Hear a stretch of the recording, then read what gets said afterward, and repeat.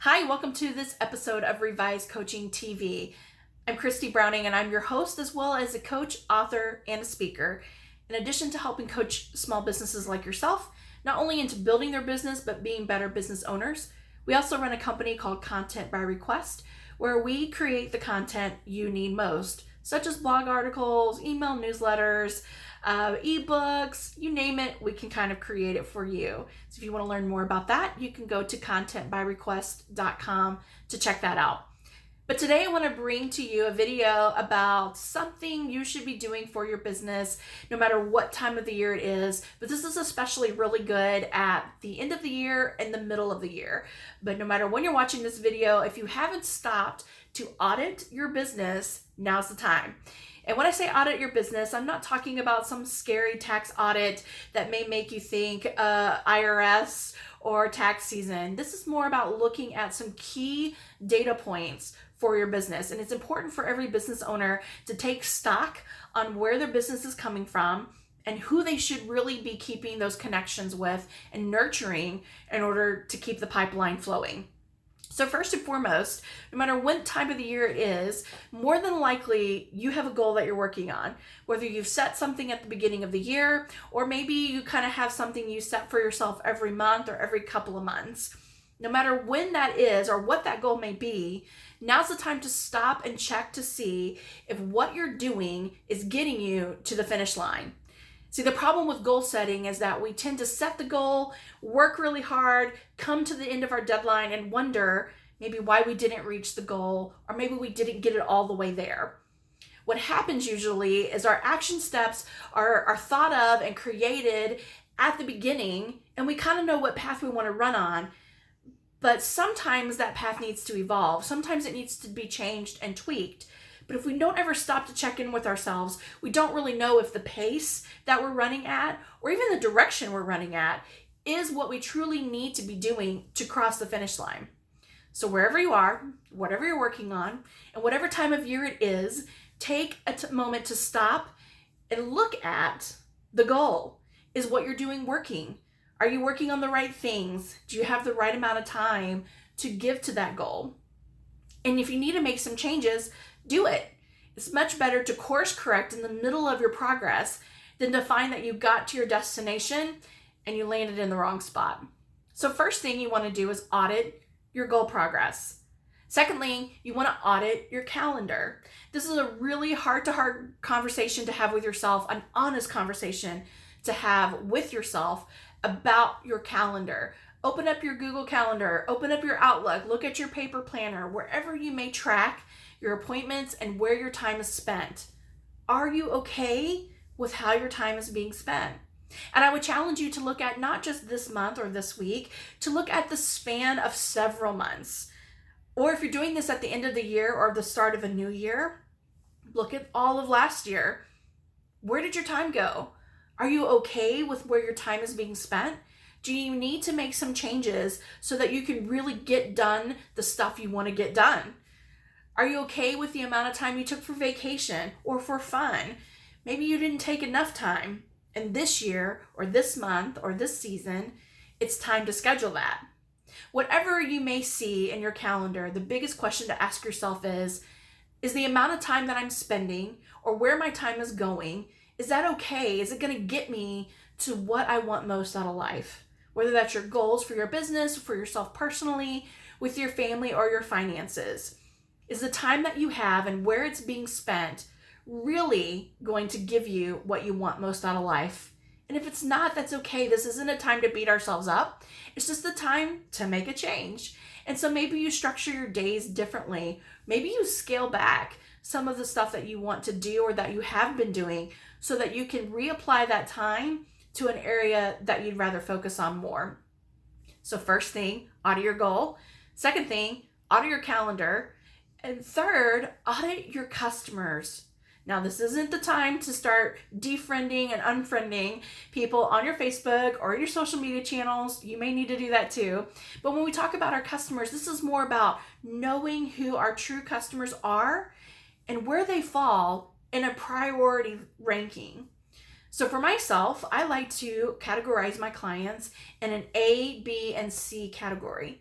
You may decide to do that in a 1, 2, 3 category or a red, blue, green category. It doesn't really matter, but you want 3 categories, A, B, and C, and each of your clients fit into one of those categories.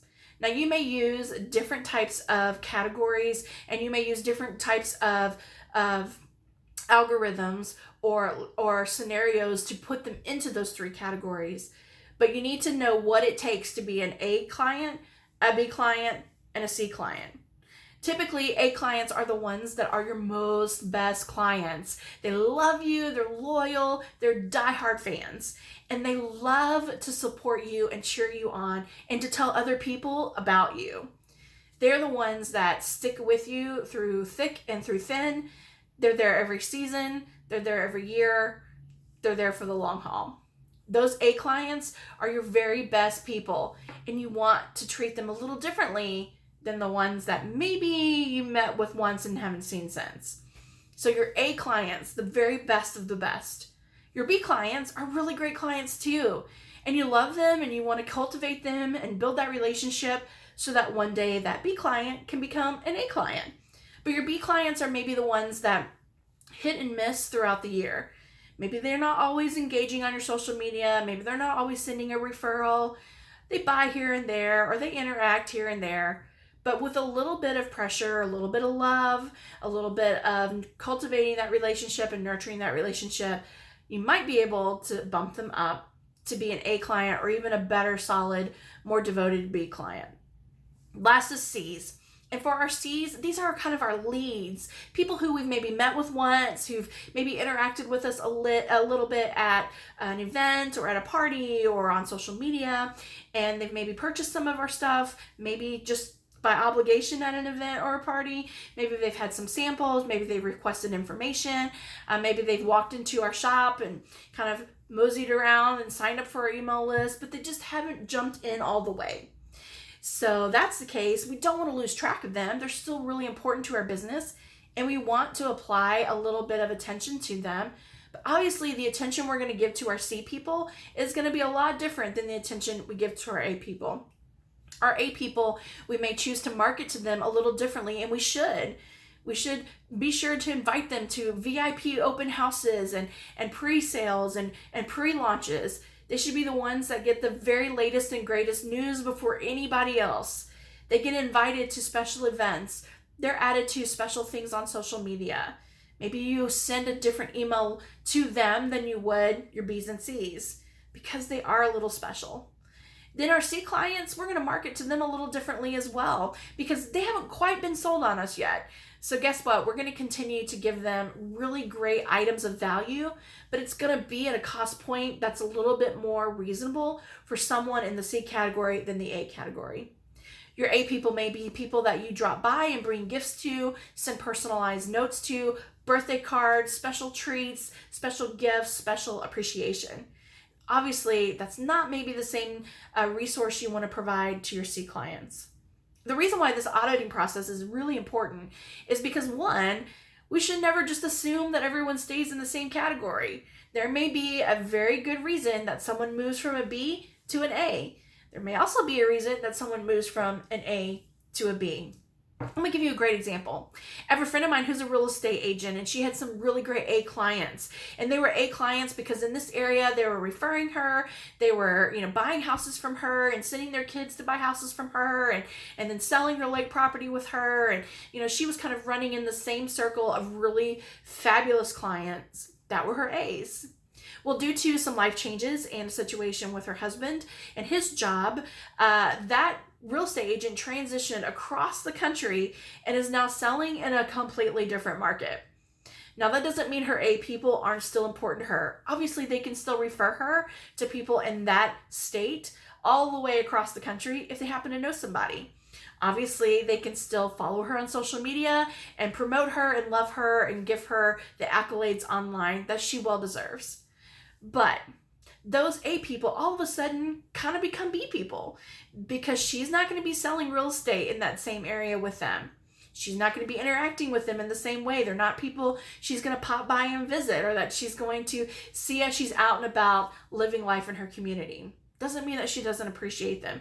Doesn't mean that she still doesn't give them special treatment or give them some sort of love and attention. It just means it's going to look differently than the A people she's going to develop and see and love and nurture and grow with in her new home state. That's just one example. There's lots of examples of why people kind of move between those categories. But the biggest thing is that you want to be auditing those clients so that you know that your true A's are A's and your true B's are B's and C's are C's. And then apply your marketing efforts where it's best used and most concentrated with the right people. You'll have a lot more success with your marketing doing this because your message will be catered to where your clients or customers are at. If you talk to your A people as if they never ever purchased with you or never ever signed up for something with you or were never customers or clients, they may be slightly offended. They may be kind of like, doesn't they realize that I already love what she does or already enjoy what she gives me or already purchase the stuff that she provides? So that conversation has to be a little different. It would just be like if you categorized your friends. Your best friends get to know certain things about you. They get to know details about your life. They get to be invited into your home. Obviously, that person is going to be treated differently than someone you just sort of are friends with on Facebook who maybe you've never even met in person. But if you treated your very best friend the same way you treated as someone you haven't really met in person but are just friends with on Facebook, they would look at you like you're crazy. Why are you telling me your dog's name again? I know, I've met your dog. I've been to your house. I've petted your dog, right? So it's different. It's a different relationship. And we need to look at that the same way with our clients and our customers. The last auditing tip I want you to take away from this is to audit your referral sources. So referral sources are people who send you business or send you potential customers and clients. They pass out your business cards. They may call you up with someone's name and phone number for you to contact. Or someone may walk into your space and say, hey, I'm here because so-and-so sent me. You love these people because referral sources are huge for any business, no matter what you do. Referral sources are warm leads, meaning they've already been slightly sold on you because their friend told them how great you are. And if their friend likes you, certainly they're going to like you. If your friend has great results with your products, certainly they're going to have great results too. So referrals are fantastic, and you want to do your very, very best to not only cultivate more referrals from your existing clients or people who already know and love you, but you want to show loads and loads and loads of appreciation to those people who refer you best. So same sort of thing. We're going to have an A, B, C category for our referrals. And so your A referrals are people who send you great, solid, quality clients and customers. And they do it regularly, and they're your biggest cheerleaders. They're the ones standing on the street corner, figuratively or literally maybe, with a megaphone telling everyone about how great your business is. Your B referrals are those that send you some clients here and there, or maybe they refer a lot of people to you, but they're not quite quality referrals. But you still want to show appreciation, and you want to love on them because they just may be your next A referral source. Your C people, again, are leads. These are people who you want to be referral sources. They're not there yet, but with a little bit of cultivation, they just could be that person that could be your biggest fan. Maybe you've had coffee with them, or you've had lunch, or you've connected at a networking event, and you just want to get to know them more, and you want to be able to refer them too. So you're kind of cultivating that relationship.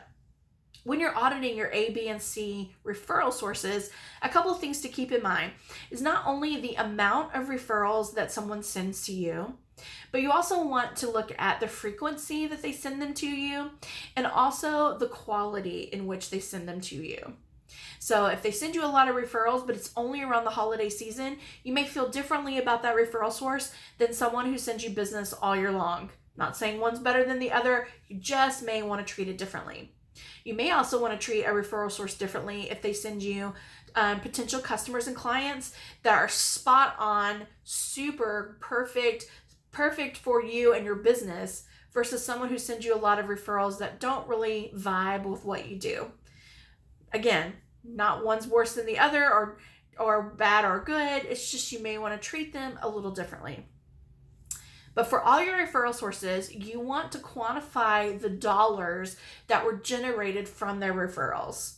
And so I like to do this as a whole. So if I get referrals from a client or from a referral source that sends me potential customers and clients, I add up all the dollars that were earned over that period of time for that one referral source.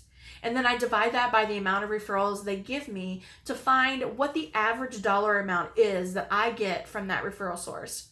And you better believe that plays a big part into how I treat that referral source, what category they fit in, and how I want to thank them or show gratitude for their referral.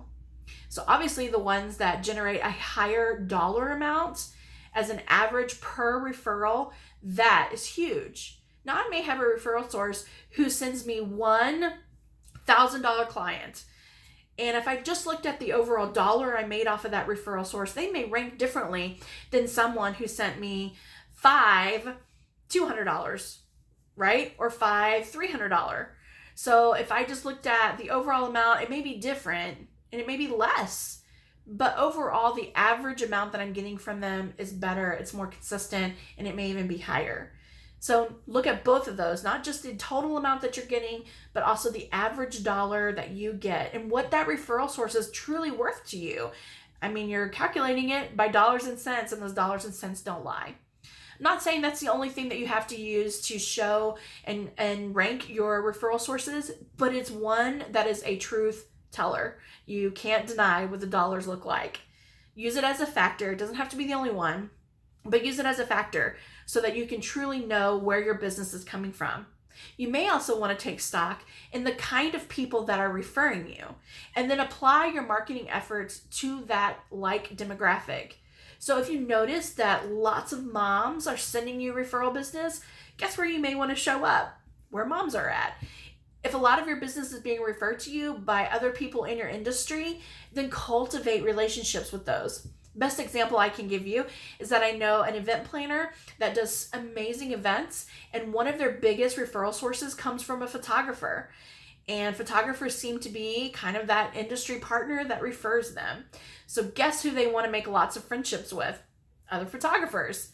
But when they quantify the referrals that they're getting from those photographers, the ones that tend to make the most money for them, not only are they showing loads and loads of appreciation to them, but they're the photographer that they are going to recommend or they're going to refer when someone asks them, hey, do you know a good photographer? And that's the beauty about referral businesses, is that not only are you getting great referrals and warm leads for people to offer your clients or your customers and your clients products and services, but you now know who you can refer to reciprocate the referral and to show appreciation, not only with a great note or great gift or taking someone out to lunch, but the biggest compliment is always a referral. And wouldn't it be great if you knew exactly who to give those referrals to? Yeah, it makes a big difference in your business. So again, we're going to audit our goal progress and our goal process. We're going to audit our calendar to see where our time is going.